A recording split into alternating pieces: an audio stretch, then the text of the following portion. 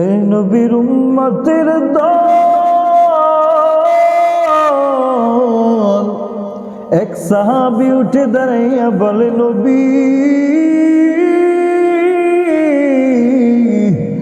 আজকে বিজয়ের দিনের আজান দিবে হযরত আলী, কারণ আপনি তো নবী বলেছিলেন আমি নবী হলাম মদিনা শহরের ইলমের ঘর।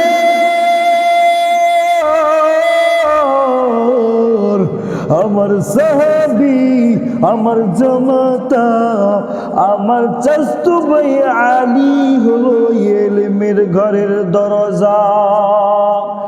ইলমের ইজ্জাজু করদান বেহিসাব, খলকেরা দাদন জওয়াবে বাসওয়াব, হক না দারদ দস্তে খলক জারিরাত, নিস্তে ই খসলত কে দিনদারেরাত।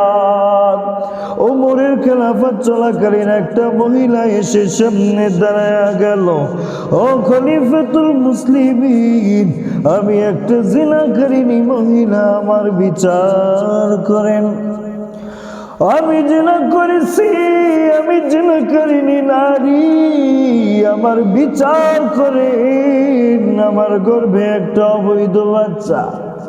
ওমরের মাথা গরম, ওকে এখনো জিন্দা রেখেছো, হত্যা করে দেও।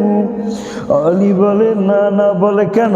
বলে, মহিলার অপরাধ, মহিলাকে হত্যা করবেন, কিন্তু এর গর্ভের বাচ্চার তো কোনো অপরাধ নাই, একে কেন আক্রমণ হিংসা দিয়ে কি হবে? ওমর বলল, আলী, বিচারটা জানাইয়া দেন।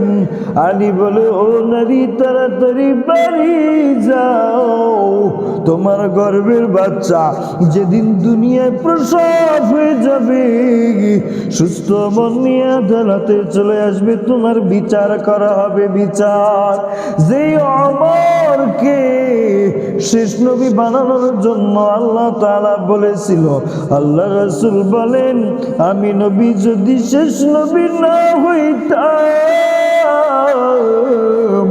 আমার পরে শেষ নবী হইতো আমার।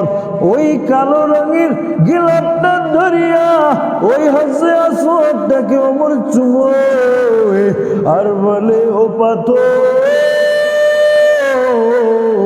তোকে আমি চুমু খাইতাম না।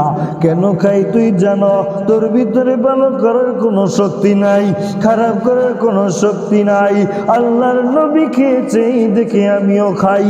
এই বলে আলী রাদিয়াল্লাহু তাআলা পিছ দিয়ে ধাক্কার মতো দিয়া বললেন, ও ওমর, এটা আপনি কি বললেন? মদিনাওয়ালা নবী এতিম অসহায় নবী তো বলেছিলেন, বান্দা যখন হজরে আসওয়াদে চুমু খায়, বান্দার গুনাহগুলো টেনে টেনে টেনে পাথর নিয়ে যায়।